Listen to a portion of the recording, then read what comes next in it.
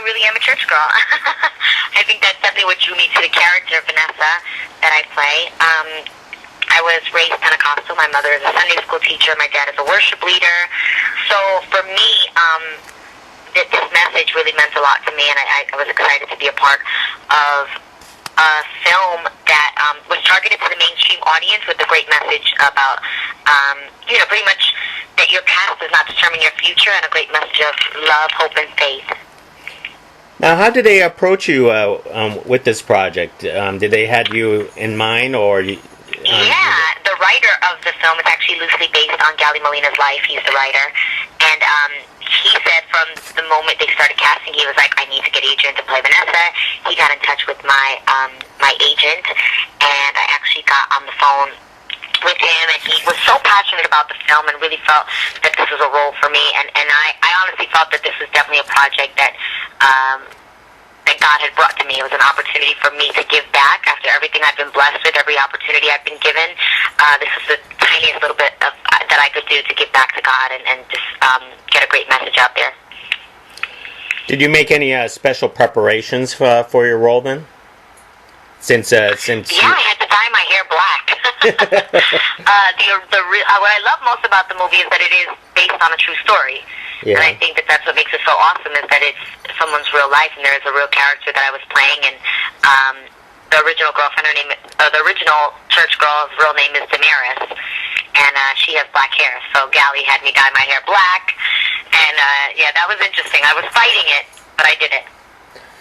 So, if this is based on a true story, did you talk with the original girl, try to get a little bit more to be like her for the role?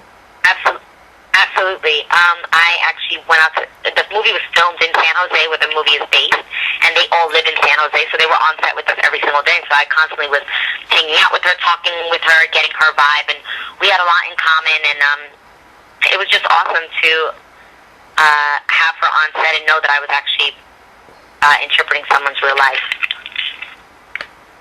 So that wasn't difficult at all then for you, was it? No. Okay. Now, could you talk about the themes for this movie? This is a sort of like a faith-based type of film where a lot of the mainstream audience would not get. Could you talk a little bit about? I disagree. Okay. I disagree. I think it actually is for everybody. It has a little something for everybody, and I think that's what's great about it, is that it is a faith-based movie that's been done in a mainstream way. Uh-huh. It's not smacking you in the head with Jesus, Jesus, Jesus. That's just not at all what it is. Uh-huh. It definitely talks more on the sense of having a relationship with God as opposed to religion. And I think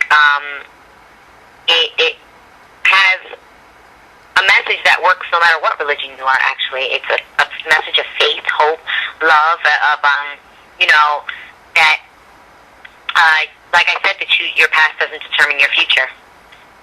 And by... you can turn your life around. Yeah, and so the message is basically sort of like second chances and redemption. Is that what you're trying to imply? Exactly. And how does faith apply to all of this in God? Having faith that your life can turn around. Mm-hmm. I think, especially in this movie, he goes from Miles, Ja Rule's character, goes from being one of the biggest drug traffickers in the Bay Area to wanting to change his life around and just not knowing if that was even possible for him. Because once you're caught up in that lifestyle, a lot of people believe that, once certain things happen to you in your life, that it's almost impossible to turn around and go become, the good guy. Once you've gone so left, it's hard to go right. And I think that, it takes a lot of faith to believe that you can change your life around, and I think that's where faith plays a part. Now, besides going to church and everything else, you yourself being an actress in Hollywood for such a long time, do you relate with the movie and try to not to, how can you say, get involved with all the sins or craziness that Hollywood is all about? I think I definitely try. I mean, no one is left without a sin. I mean, everyone sins in their own different ways, and I think you should never judge one person's sin, as greater or lesser than your own. But I think I definitely have... One thing I'm so grateful for is that my foundation a lot of things like drugs and that. So I just never had an interest. I've always, had faith in God and known that wasn't something I wanted to do. And I think that's my relationship with God has definitely helped me along the way to not get caught up in those things. Mm-hmm. Mm-hmm. How was it like acting opposite to Ja Rule? So much fun. I mean, first of all, the guy's incredibly talented. I've known John now for so many years, so we already had a relationship which made it really comfortable for us to be on screen together. But I think we had great chemistry, and I think you can definitely see that on screen. So what was the biggest challenge for you with this film? The biggest challenge actually was the business part. We actually filmed the movie 3 years ago. And getting it off the ground, it was a passion project for all of us, but didn't seem like it was going to do what we wanted it to do, which was go to the theaters. We didn't want to do a straight-to-DVD movie. We wanted it to be a movie that is faith-based but was handled like a mainstream film. So we're so grateful that Gally and Israel Houghton stepped in and as executive producer, and they obviously have gotten it to where it is today, and I'm glad that we never gave up on the project, and that when I got the phone call saying it's going to be in theaters nationwide, I was absolutely thrilled. So the hardest part was, the waiting, because it definitely was a movie that we believed in, that we felt so passionately about. Well, that's actually pretty good. So we'll see this in the movie theaters pretty soon. Now, you're also known for a lot of singing and performances, but you did nothing like that in this film. This is yeah, and that was important for me. This is about my acting chops, and